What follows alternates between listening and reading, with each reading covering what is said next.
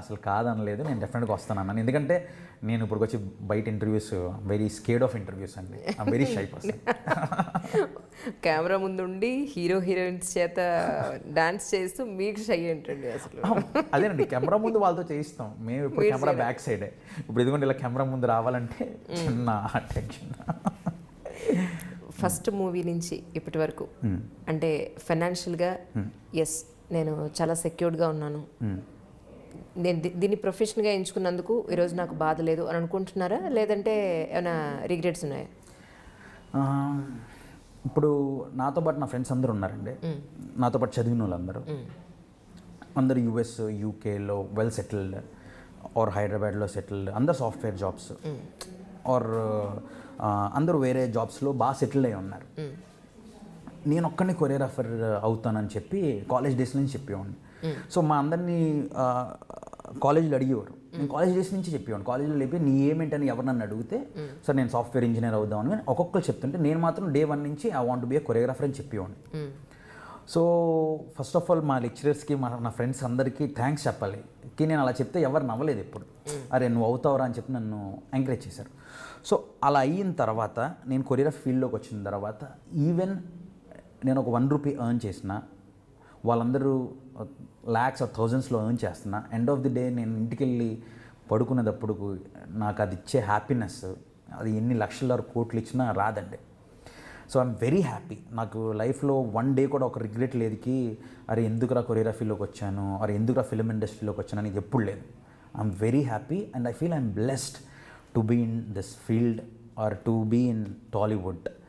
At the same time నా friends నాకు phone చేస్తుంటారు అబ్రాడ్ నుంచి, అక్కడి నుంచి, అరే హ్యాపీరా నీ లైఫ్ హీరోలతో సినిమాలతో. అది కాక ఇంకో వాళ్ళు ఏమంటారంటే మాదేముందిరా మార్నింగ్ వెళ్తాం ఆఫీస్కి ఈవినింగ్ వస్తాం, నథింగ్ క్రియేటివ్, వీకెండ్ ఇప్పుడు వస్తుందని వెయిట్ చేస్తుంటాం, ఒక ఏదో మూవీ చూస్తాం పార్టీ చేసుకుంటాం అంతే, దట్స్ ఇట్. మాది ఒక సైకిల్, మీకు ఎవ్రీడే పార్టీ అంటారు. బట్ దే డోంట్ నో మేము ఇక్కడ ఎంత స్ట్రగుల్ చేస్తాం అన్నది. But end of the day నేను ఎంత హ్యాపీయో నాకు తెలిసిన నా ఫ్రెండ్స్ నా ఫ్యామిలీ కూడా అంతే హ్యాపీకి వాడు మనసుకు నచ్చింది చేస్తున్నాడు, మేమందరం చేస్తున్నాం అంతే. సో నో రిగ్రెట్స్ అండి. మీ మ్యారేజ్ అప్పుడు ఏం ఇబ్బంది అవ్వలేదా? మీ ప్రొఫెషన్కి సంబంధించి ఒక కొరియోగ్రాఫర్కి అమ్మాయిని ఇవ్వాలి అంటే అటు సైడ్ నుంచి? బేసికల్గా మా ఇన్లాస్ వెరీ గుడ్ అండి. అంటే మా ఇంట్లో మా మావయ్య గారు కూడా is from air force. Okay. So ఆయన వెరీ ఒక ఎడ్యుకేటెడ్ ఫ్యామిలీలో కొరియోగ్రాఫర్. అదే కదండి, వాళ్ళు very broad minded family. And బేసిక్గా నాది లవ్ మ్యారేజ్. సో నేను తను ఇష్టపడ్డాం, తను వాళ్ళ ఇంట్లో చెప్పింది, అదేవిధంగా నేను మా ఇంట్లో చెప్పాను. వాళ్ళ ఇంట్లో వాళ్ళు okay if you like him we respect it, but ఒకసారి విల్ మీట్ హిమ్ అని అన్నారు. అలాగే మా ఇంట్లో కూడా ఓకే నీ ఇష్టాన్ని మేము ఎప్పుడు కాదు. లేదండి సౌత్ ఇండియన్సే, బట్ తను నార్త్ ఇండియన్ లా ఉంటుంది. తెలుగు వాళ్ళే. తను కోల్కతాలో పుట్టింది, సో మేబీ అలా నార్త్ ఇండియన్ లా అనిపిస్తుందేమో. సో అలాగా వాళ్ళ పేరెంట్స్ని నేను కలవడం జరిగింది. వాళ్ళకి తెలుసండి నేను చదువుకున్నాడు, ప్యాషన్తో వెళ్ళి ఏదో చేయట్లేదు, really working hard and movies వస్తున్నాయి అండ్ డీసెంట్ ఓ జెంట్లమెన్ అనుకున్నారు నన్ను, విచ్ ఐ యామ్. సో అంతేనండి. సో నిజంగా మా ఇన్లాస్కి వెరీ థ్యాంక్ యూ అండి. ఎందుకంటే కొరియోగ్రాఫర్ సడన్గా ఫిలిం ఇండస్ట్రీ అంటే బయట అందరికీ ఒక వేరే ఇది ఉంటుంది, ఒక థాట్ ఉంటుంది. బట్ అలా కాదని వాళ్ళందరినీ రాంగ్ ప్రూవ్ చేశారు కి లేదు, వీ కెన్ గివ్ మా డాటర్ని ఒక ఫిలిం ఇండస్ట్రీ ఒక కొరియోగ్రాఫర్కి ఇస్తున్నామని చెప్పి ఇచ్చారు. దానికి ఐ రియలీ అప్రిషియేట్ దెమ్. నేను నర్తనశాల మూవీలో మీరు డోల్ బాజే సాంగ్కి చేశారు. అయితే ఒక్క డే అంతా మీరు చేసినా కూడా ఎనర్జీ ఎక్కడా తగ్గకుండా అప్పుడే సెట్లోకి వచ్చినప్పుడు ఎంత ఎనర్జీ ఉంటుందో ఎండ్ ఆఫ్ ది డే కూడా మీలో అంత ఎనర్జీ నేను చూశాను. అంటే అది ఫిట్నెస్సా లేకపోతే మీ మెంటల్ ఎబిలిటీయా? ఒక కొరియోగ్రాఫర్కి లేదా కొరియోగ్రాఫర్ అవ్వాలి అనుకునే వాళ్ళకి ఉండాల్సిన లక్షణం ఏంటి? మెయిన్గా మెంటలీ వెరీ స్ట్రాంగ్ ఉండాలండి. ఎందుకంటే మీరు ఒక 100 థింగ్స్ డిజైన్ చేసుకుని వెళ్తారు సెట్లోకి. వెళ్ళిన తర్వాత అందులోంచి మీకు మేబీ ఒక 5-6 ఐటమ్సే ఉంటాయి. సో అలాని డిప్రెస్ అయిపోయారు అనుకోండి, ఆర్ మీరు అలా డల్ అయిపోయారు అనుకోండి, సెట్ అంతా డల్ అయిపోద్ది. సో ఏం వచ్చినా మనం ఏమైతే అడిగామో అక్కడ సెట్లో ఉన్నా లేకపోయినా we have to give our 200%. So నేను ఇప్పుడు సెట్లో ఎలా వస్తానంటే వెరీ పాజిటివ్గా వస్తాను. మార్నింగ్ వచ్చిన వెంటనే అందరిని హక్ చేసుకొని గుడ్ మార్నింగ్ అని చెప్పి డే స్టార్ట్ చేసి రెడీ అని చెప్పి షౌట్ చేసి అందరిని చీరప్ చేస్తే సెట్ అంతా ఒక పాజిటివ్ వైబ్ ఉంటుంది. ఎక్కడ ఎవరు నెగిటివిటీ ఉండదు, ఎక్కడ అందరు డల్గా ఉండరు, ఏం ఉండదు. సో అదంతా సాంగ్లో రిఫ్లెక్ట్ అవుతుంది. అందరు స్మైలింగ్గా ఉంటారు, హ్యాపీగా ఉంటారు, పాజిటివ్ ఎనర్జీ ఉంటుంది, సాంగ్ అవుట్పుట్ బాగుంటుంది. అదే నేను వెళ్ళి రెడీయా వచ్చిందా, ready ready ready roll camera అన్నాను అనుకోండి, సెట్ అందరూ డల్గానే ఉంటారు, ఏదో చేస్తున్నాడులే మాస్టర్ అనుకుంటారు. బట్ మీకు నాతో సాంగ్ చేసినప్పుడు ఎప్పుడెప్పుడు అనిపించలేదు కదా అలాగే ఏదో చేస్తున్నాడు మాస్టర్, హ్యాపీగా చేస్తున్నాడు, వెరీ హ్యాపీ అని మీకు అనిపిస్తుంది కదా. ఎగ్జాక్ట్లీ. సో అదేనండి రీజన్. నేను అందుకే పాజిటివ్గా ఉంటాను ఇప్పుడు సెట్లో. జనరల్గా రైటర్స్కి కానీ, హీరోకి కానీ, హీరోయిన్స్ కానీ, క్యారెక్టర్ ఆర్టిస్ట్ కానీ వాళ్ళ క్యారెక్టర్ వరకు ఆ సినిమాలో చాలా బాగున్నా, వెరీ ఇంపార్టెంట్ క్యారెక్టర్ అయినా అల్టిమేట్గా end of the day movie కనుక ఫెయిల్ అయితే, హిట్ అవ్వకుండా ఫ్లాప్ అయితే కనుక, ఫ్లాప్ అయిందని చెప్పని అవకాశాలు రాకపోవడము లేకపోతే కొంచెం టైం తీసుకోవడమే జరుగుతుంది. ఒక మంచి సాంగ్ని చాలా బాగా మీరు డ్యాన్స్ కంపోజ్ చేసి చాలా బాగా ప్రజెంట్ చేసి సాంగ్ హిట్ అయినా కూడా లాస్ట్లో మూవీ కనుక ఫెయిల్ అయితే నెక్స్ట్ మూవీ రావడానికి మీకు ఏమన్నా ఇబ్బంది అవుతుందా, లేకపోతే దాని ఇంపాక్ట్ మీ మీద పడడం లేదా? అంటే ఇప్పుడు అలా చాలా సిచ్యువేషన్స్ చాలా అవుతాయండి. అంటే మీరు చాలా ఇష్టంతో సాంగ్ చేస్తారు, సాంగ్ సూపర్ డూపర్ హిట్ అవుతుంది, ఆడియో బాగుంటుంది, మూవీ అప్పుడప్పుడు వర్కౌట్ అవ్వదు. ట్రూ. సో మూవీ వర్కౌట్ అవ్వలేదంటే సాంగ్ని ఎవరు పట్టించుకోరు. బేసిక్గా మీరు అంత హిట్ సాంగ్ చేయండి, మూవీ హిట్ అవ్వలేదు అంటే ఎవరు పట్టించుకోరు. మీరు ఒక నార్మల్ సాంగ్ చేయండి, ఒక decent good song, movie hit అయింది, సాంగ్ హిట్ అవుతుంది. సో ఈ సక్సెస్ అంతా మూవీ హిట్ మీద డిపెండ్ అయి ఉంటుంది. సో ఇట్స్ ఇంపాక్ట్స్ ఎలా అంటే మూవీ హిట్ మీద ఉంటుంది. బట్ నేను ఒక మంచి సాంగ్ చేశాను, మూవీ వర్కౌట్ అవ్వలేదు, ఆడియన్స్కి నచ్చదు. అరే ఏంటి సాంగ్ వచ్చిందా, తెలియదు మాకు సాంగ్ వచ్చిందా అని అంటారు. బట్ ఇండస్ట్రీలో టెక్నీషియన్స్ అందరికి తెలుస్తుంది అండి. ఎగ్జాక్ట్లీ. సో ఇండస్ట్రీలో డైరెక్టర్ వాళ్ళు మూవీ ఫ్లాప్ అయినా, వేరే డైరెక్టర్ మూవీ ఫ్లాప్ అయినా, అరే ఈ సాంగ్ ఎవరో బాగా చేశారా, ఓకే ఎవరు చేశారు ఆ సాంగ్, కాల్ చేసి పిల్లండి. ఓ ప్రొడ్యూసర్ మూవీ ఫ్లాప్ అయినా బాగా చేశారా పిల్లండి. ఆర్టిస్ట్ ఫర్ ఎగ్జాంపుల్ నేను ఒక హీరోతో మూవీ చేశాను, ఆ మూవీ ఫ్లాప్ అయినా హీరోకి నేను దాని మీద ఎంత హార్డ్ వర్క్ చేసానో తెలుసు. సో నెక్స్ట్ మూవీ డెఫినెట్గా నన్ను పిలుస్తారు. సో ఆ మూవీ హిట్ ఫ్లాప్తో సంబంధం లేదండి, యూ ఆల్వేస్ గివ్ యూ 100%. నెక్స్ట్లో మీకు డెఫినెట్గా ఆపర్చునిటీస్ వస్తాయి. అదండి. సో ఫిట్నెస్కి జనరల్గా ఏం చేస్తూ ఉంటారు మీరు? ఫిట్నెస్ అంటే డ్యాన్స్ అండి. అంతేనా? బేసిక్గా ఎన్నాళ్ళు ఓన్లీ డ్యాన్స్ చేయడం వల్ల బాగా ఫిట్గా ఉండేవాళ్ళమే. ఇప్పుడు కొంచెం మాస్టర్ అయిన తర్వాత చిన్న బాడీ రిలాక్సేషన్లో ఉంటుంది. సో దానివల్ల కొంచెం చబ్బీగా అయ్యాను. అంతేనండి. Fitness. Any food restrictions depends అండి. నేను అప్పుడప్పుడు డైట్ చేస్తుంటాను, అప్పుడప్పుడు రిలీజ్ చేస్తుంటాను, బాగా పార్టీ చేసుకుంటాను. బేసిక్గా పార్టీగా నేను ఫుల్ ఎంజాయ్ చేస్తాను లైఫ్ని. Every day every moment I enjoy. మీ మిస్సెస్ని కూడా తీసుకెళ్తుంటారు కదా? అదే ఫుల్. తను కూడా నాతో పాటు బేసిక్గా తను తీసుకెళ్ళడం అంటే తను ఎంకరేజ్ చేస్తుంది. నేను ఎంజాయ్ చేస్తున్నానంటే తను చాలా క్యారీ ఆన్ అంటారు. So happy. ఇంకా దానికన్నా మించి హ్యాపీనెస్ ఏముంటుంది when your wife supports you. మీది కూడా లవ్ మ్యారేజ్ కాబట్టి అడుగుతున్నాను. గత 1 వీక్ 10 డేస్ నుంచి మీరు పేపరు ఛానల్ కనుక చూస్తూ ఉంటే కనుక ఎలక్ట్రానిక్ మీడియాలో కానీ 3 ఇష్యూస్.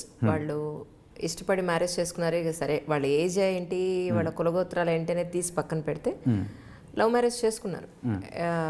కనీసం 20s కూడా లేకుండా, ఎడ్యుకేషన్ క్వాలిఫికేషన్ లేకుండా, ఒక జాబ్ లేకుండా, ఒక సెక్యూర్డ్ లైఫ్ లేకుండా, అలాంటి కండిషన్లో పేరెంట్స్ ఎంతో కష్టపడి వాళ్ళ మీద ఎన్నో ఆశలు పెట్టుకుని సడన్గా వాళ్ళు అలా పెళ్లి చేసుకుని చెప్పా పెట్టకుండా వెళ్ళిపోతే వాళ్ళకు వచ్చే కోపానికి, అంటే వీళ్ళ లైఫ్ ఏమైపోతుందనే ఒక టెన్షన్లో నరికేసిన వాళ్ళు చచ్చారు కొంతమంది, కొంతమంది హాస్పిటల్లో ఉన్నారు. సో ఇష్యూస్లో నడుస్తున్నాయి. నిజంగా ప్రేమిస్తే ఆ లవర్స్ అనేవాళ్ళు కానీ పెళ్లి చేసుకోవాలనుకునే వాళ్ళు కానీ ఎలా ఆలోచించాలి, వాళ్ళ లైఫ్ని ఎలా ప్లాన్ చేసుకోవాలి? అంటే నా విషయంలో ఇలా అయిందని నేను ఇది ఎగ్జాంపుల్గా చెప్పట్లేదండి, బట్ నాకున్న నా పర్సనల్ ఎక్స్పీరియన్స్ ద్వారా చెప్తున్నాను.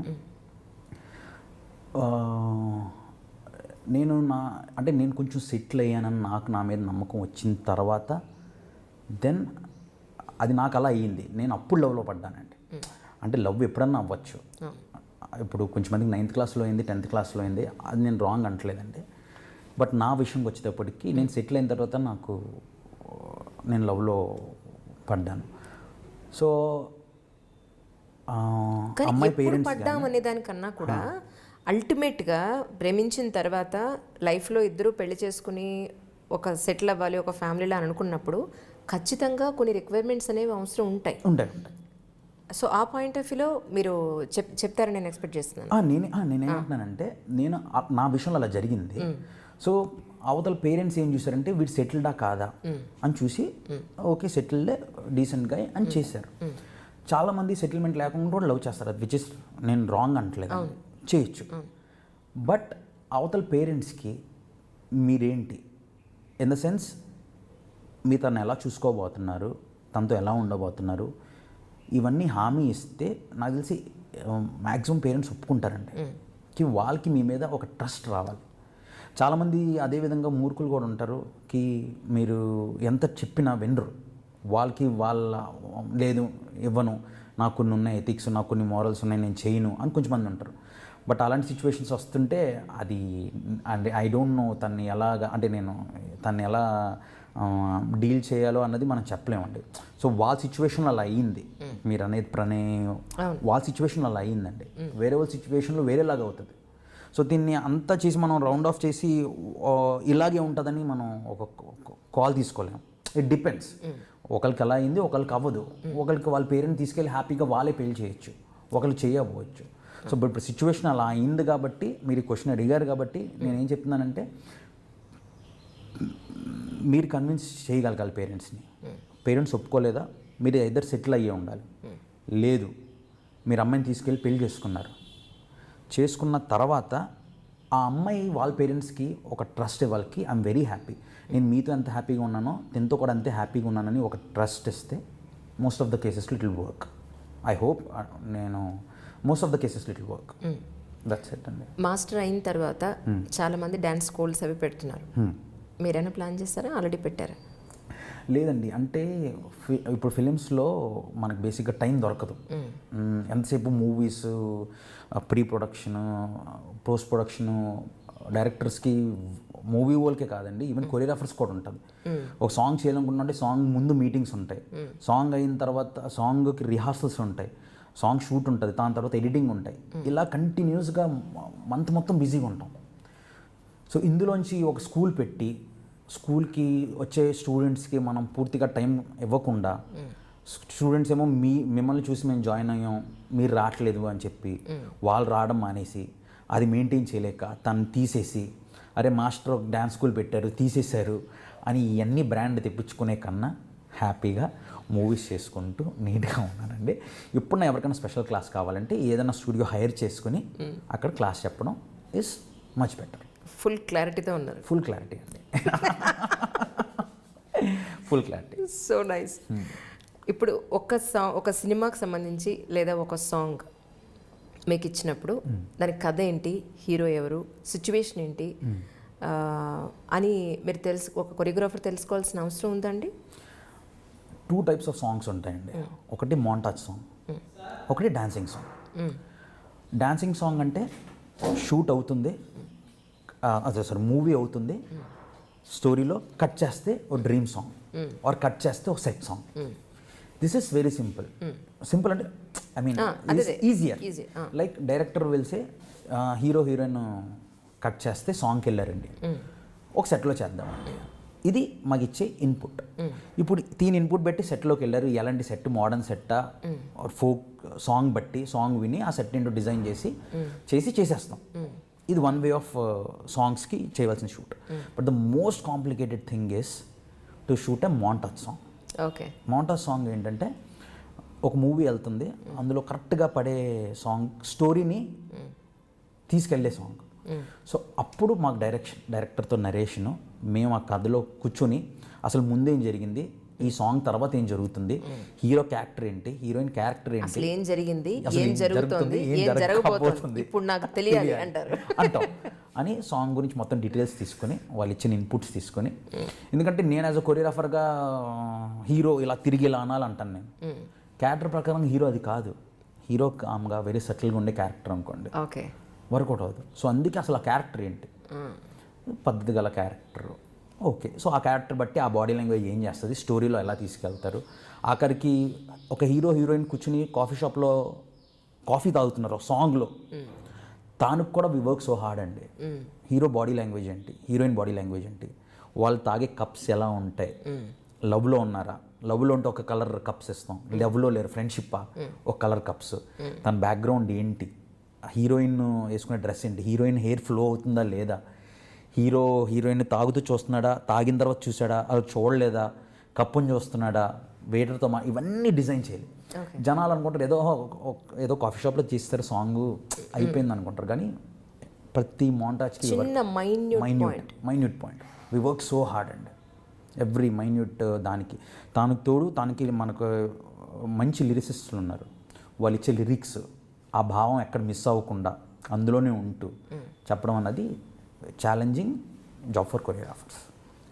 ఇందాక చెప్పారా మీరు కొరియోగ్రాఫర్స్కి అసలు ఉండాల్సిన లక్షణం ఏంటి అనేది అడిగాను. అదే మెంటల్లీ స్ట్రాంగ్ అయి ఉండాలి, అట్ ద సేమ్ టైం అన్ని అట్ల మీద గ్రిప్ ఉండాలండి. నాట్ ఓన్లీ డ్యాన్స్, అన్ని డిపార్ట్మెంట్స్ మీద నాలెడ్జ్ ఉండాలి.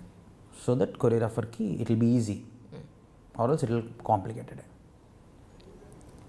ఇప్పుడు ఎంత తీసుకుంటున్నారో చెప్పద్దులేండి, ఫస్ట్ మూవీకి ఎంత తీసుకున్నారో చెప్పండి. ఫస్ట్ మూవీ కన్నా ముందు నేను కొన్ని మ్యూజిక్ వీడియోస్ చేశాను. మ్యూజిక్ వీడియోస్కి నేను తీసుకోలేదండి అసలు. Okay, out of passion. అంటే నేను ఎంత ప్యాషనేట్గా ఉన్నానంటే ఇండస్ట్రీలో రాకముందు ఒక్క మూవీలో ఒకే ఒక ఛాన్స్ ఉంటుంది చూసారా, నేను ఒక్క సాంగ్ చేస్తే నా పేరు అలా మూవీలో చూసుకోవాలని చెప్పి అదొక డ్రీమ్ అండి. అలా చాలామందికి ఉంటుంది dream. It's not an easy thing. ఓ మూవీలో మీరు సాంగ్ చేసి మీ నేమ్ చూసుకోవడం అన్నది వెరీ కాంప్లికేటెడ్ థింగ్. అది ఒక మూవీలో అప్పుడప్పుడు సింగిల్ కార్డ్ మీరు ఒక్క నేమే కొరియోగ్రాఫర్ ఓన్లీ విజయ్ అని వస్తుంది. అవును, అలాగా ఒక సినిమా మధ్యలో కట్ చేస్తున్నాను, గుర్తుపెట్టుకోండి పాయింట్. ఒక సినిమాలో ఒకే కొరియోగ్రాఫర్ ఎందుకు ఉండరు అంటే ఒక్కొక్క సాంగ్ ఒక్కొక్క కొరియోగ్రాఫరు, లేదంటే 2-3 సాంగ్స్ ఒక కొరియోగ్రాఫర్స్ ఎందుకు ఉంటారు? నాకు ఈ క్వశ్చన్ అర్థం కాదు. ఎందుకంటే అండి ఫస్ట్ మీరు చేసిన వర్క్ బట్టి మీకు ఒక ఇది పడుతుంది, స్టాంప్ పడుతుంది. ఓకే, మీరు ఒక హీరో ఇంట్రడక్షన్ సాంగ్ చేశారనుకోండి, ఓ స్టాంప్ వేస్తారు. ఈ సాంగ్ హీరో ఇంట్రడక్షన్ సాంగ్స్ బాగా చేస్తారు. లవ్ సాంగ్ చేశారనుకోండి, లవ్ సాంగ్ బాగా చేస్తారు. ఒక మాస్ కమర్షియల్ సాంగ్ బాగా చేశారనుకోండి, వీళ్ళు మాస్ కమర్షియల్ సాంగ్ బాగా చేస్తారు. లేదు కొంచెం మందికి వీళ్ళు డ్యూయెట్స్ బాగా చేస్తారు, డ్యూయెట్ స్టాంప్ పడుతుంది. సో దాన్ని బట్టి నాకు అలా లవ్ సాంగ్స్ బాగా చేస్తాడు, ఫీల్ గుడ్ సాంగ్స్ బాగా చేస్తాడు, నాకు ముద్ర పడింది. సో ఎనీ మూవీలో ఓ ఫీల్ గుడ్ సాంగ్ అందంటే అరే కాల్ విజయ్ మాస్టర్ అంటారు. So almost feel good songs అన్నీ నేను చేస్తుంటాను. సో అలాగా ఆ మూవీలో ఆ పేరు చూసుకోవాలి అనేది ఒకటి ఉంటుందండి. సో నేను ఒక్క సాంగ్ చేస్తే చాలు, అసలు మూవీలో మన పేరు చూసుకుంటే నాకే కాదు నా ఫ్రెండ్స్కి, నా ఫ్యామిలీస్కి, అందరికీ అరే మా ఓడు అనుకున్న సాధించాడరా అని చెప్పి దాని గురించి నేను చాలా కష్టపడ్డాను. అప్పుడు ఆపర్చునిటీస్ అంత ఈజీగా రాదండి. బట్ లక్కీగా నాకు కొన్ని మ్యూజిక్ వీడియోస్ వచ్చాయి. ఆ మ్యూజిక్ వీడియోస్లో రావడం, ఆ మ్యూజిక్ వీడియోలో లెఫ్ట్ ఎడ్జ్కి మీ పేరు మ్యూజిక్ ఇది వస్తే అరే ఇది వచ్చిందిరా, దాని తర్వాత మూవీలో చూసుకోవడం, ఇవన్నీ హై. సో ఫస్ట్ మూవీకి నేను ఫస్ట్ మ్యూజిక్ వీడియోకి నేను పెద్ద ఏం తీసుకోలేదండి, ఛాన్స్ ఇస్తే చాలా అనుకున్నాను. ఓకే, దాని తర్వాత ప్రూవ్ అయిన తర్వాత ఇప్పుడు ఇస్తేనే చేస్తామన్నట్టు. ఇప్పుడు సపోజ్ ఒక మూవీకి మీకు ఇంకొక మూవీ రావడానికి, వర్క్ రావడానికి మధ్యలో గ్యాప్ ఉంటే జనరల్గా ఏం చేస్తూ ఉంటారు? గ్యాప్ అన్నది చాలా తక్కువ ఉండేది. ఆ ఒక్క విషయంలో ఫ్యామిలీస్ కానీ ఫ్రెండ్స్ కానీ నన్ను బాగా తిట్టుకుంటారు. ఎందుకంటే టైం ఇవ్వాలంటే ఏ ఫంక్షన్స్కి అటెండ్ అవ్వడానికి ఉండదండి మ్యాక్సిమం. అనుకోవచ్చు కొరియోగ్రాఫరే కదా, ఏముంది సాంగే కదా, 3 డేసే కదా, 4 డేసే కదా, వేరే ఫంక్షన్స్కి ఏంటంటే ఇలాగ ఒక్క మూవీ చేయమండి. లైక్ వీ వర్క్ కంటిన్యూస్గా ఒక 6-7 మూవీస్కి వర్క్ నడుస్తుంటుంది. ఇవన్నీ నేను చెప్పింది మంత్లీ. ఓకే.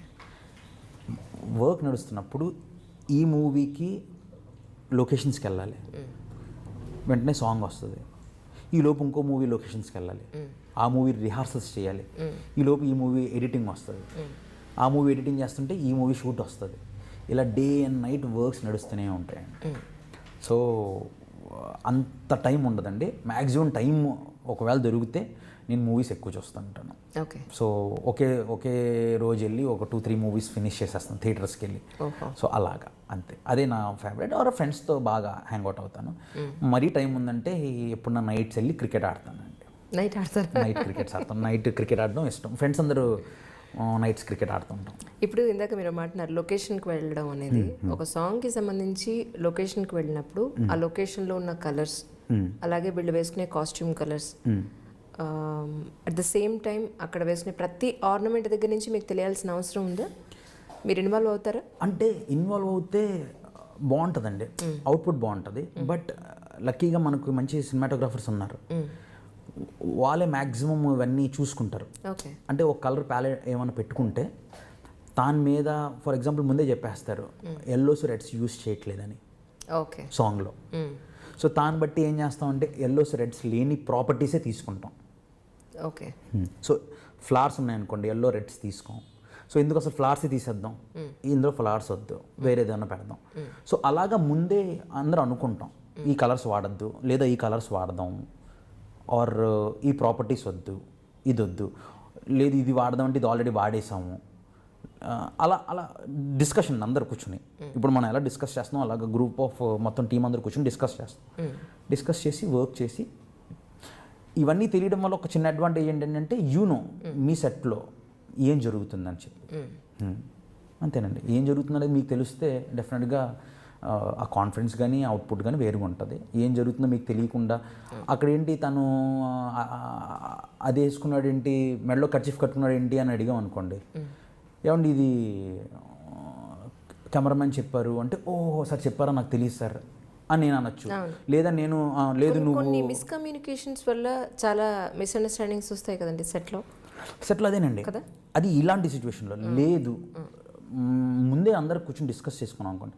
అక్కడ వాడు కర్చీఫ్ కట్టుకుని ఉంటాడు, ఇక్కడ ఒక అమ్మాయి చున్నీతో ఉంటుంది అని ఎగ్జాంపుల్ చెప్తున్నాను నేను. ఇలాని క్లారిటీగా ఉన్నాం అనుకోండి, సెట్లో మాకు తెలుసు ఓరే అక్కడ చున్నీతో ఉన్నారు, అక్కడ ఒక స్కార్ఫ్ కట్టుకుని ఉన్నాడు, అక్కడ స్పెక్స్ పెట్టుకుని ఉన్నాడు, అక్కడ షేడ్స్ వేసుకున్నాడు, అక్కడ కూలింగ్ గ్లాస్ ఒకటి అలాగే.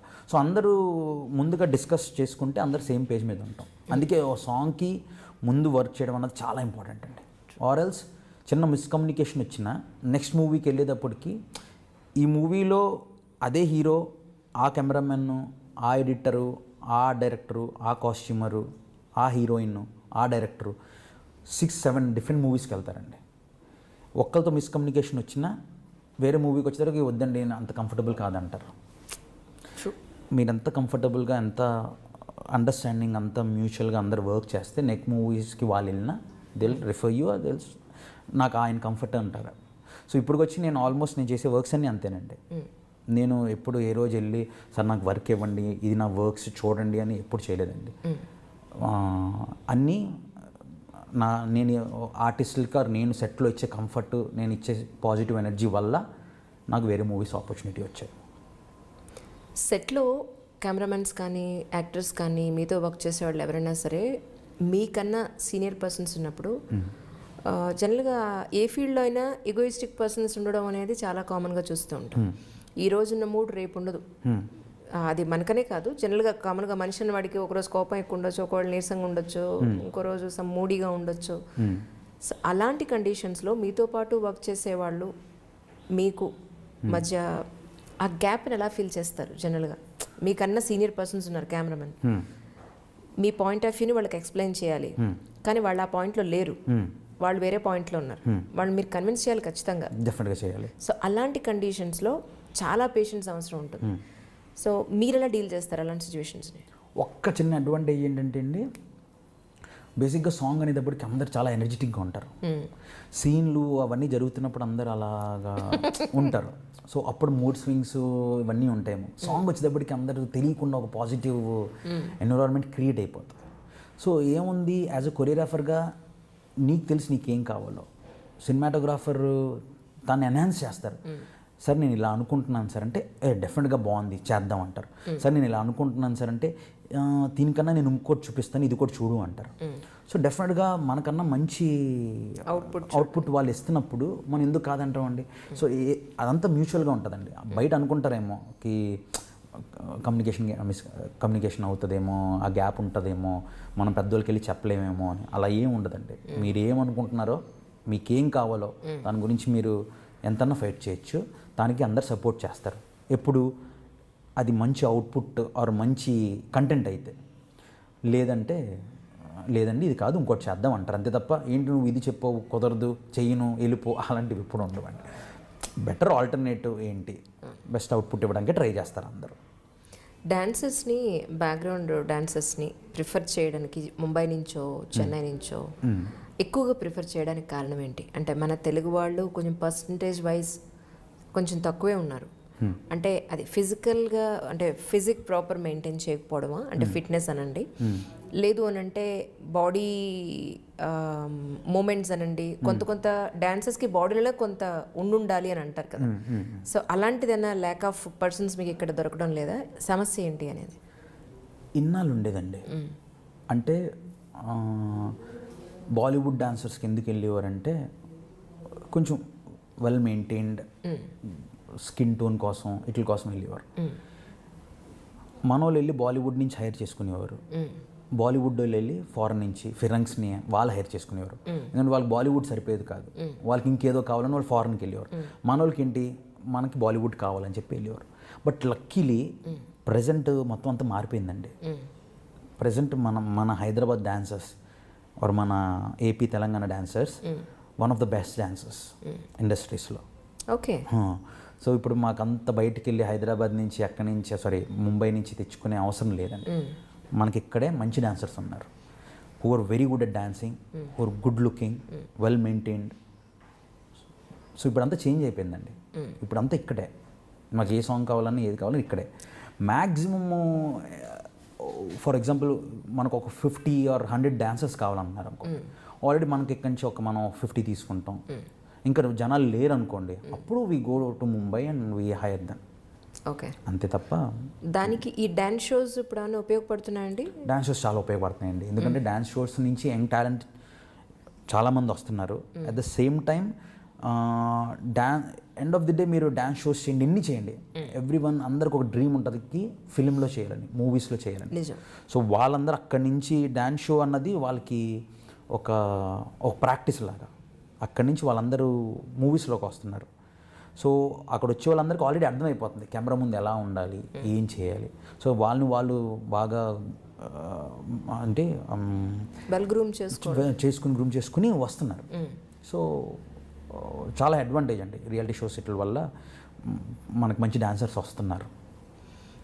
ఒక సాంగ్కి చేసిన డాన్స్ రెండోసారి చూడడానికి ఎవరు ఇష్టపడరు. అవును, మళ్ళీ క్రియేటివిటీ, కొత్త స్టెప్ కావాలి, కొత్త లొకేషన్ కావాలి, కొత్త బాడీ మూమెంట్స్ కావాలి, కొత్త బాడీ లాంగ్వేజ్ కావాలి. వీటన్నింటికి ఎలా వర్కౌట్ చేస్తూ ఉంటారు జనరల్గా? అది ఎవ్రీ డే వర్క్ చేయాలండి. ఎందుకంటే ప్రజెంట్ ఉన్న టెక్నాలజీకి ఎవ్రీ డే ఎవరో ఎక్కడో ఏదో కొత్త మూమెంట్ క్రియేట్ చేస్తూనే ఉంటాడు ఎవ్రీ సెకండ్. సో మీరు ఎప్పటికప్పుడు అప్డేటెడ్గా ఉండాలి. అసలు మీ మైండ్లో ఉన్నదే కాదు, మీ సరౌండింగ్స్లో కూడా ఏం జరుగుతుంది, టెక్నాలజీ స్టైల్స్ ఏం జరుగుతున్నాయి, కొత్త స్టైల్స్ ఏం వచ్చాయి, కొత్తగా జనాలు ఎన్నాలంటే కొన్ని స్టైల్స్ ఉండేవి, ఇప్పుడు కొత్త స్టైల్స్ క్రియేట్ చేస్తున్నారు. సో ఆ స్టైల్స్ ఏంటి, అట్లని మనం మన సాంగ్స్లోకి ఎలాగా ఇంక్లూడ్ చేయొచ్చు, ఆర్ ఏమంటారు ఇంకెలాగా వాళ్ళకన్నా మంచి అవుట్పుట్స్ మనం ఎలా ఇవ్వచ్చు. ఇప్పుడు ఆల్రెడీ ఎవరో చేసింది నేను ఇక్కడ చేస్తాను అనుకోండి, ఏం ఉండదు. అలా అని కాదు, నేను ఏదో కొత్త క్రియేట్ చేశాను అనుకోండి, చూసాం కదా, కింద లింక్ పెడతారు అంతే. లేదు నేను ఏదో కొత్త చేశాను నేను ఫీల్ అయిపోతుంటాను, బట్ ఇది ఏదో 5 years బ్యాక్ ఎక్కడో వచ్చేసి ఉండొచ్చు. సో అందుకే ఎప్పటికప్పుడు అప్డేటెడ్గా ఉండాలండి. ఏం జరుగుతుందో మీ చుట్టుపక్కల అన్నీ అప్డేటెడ్గా ఉంటూనే ఉండాలి.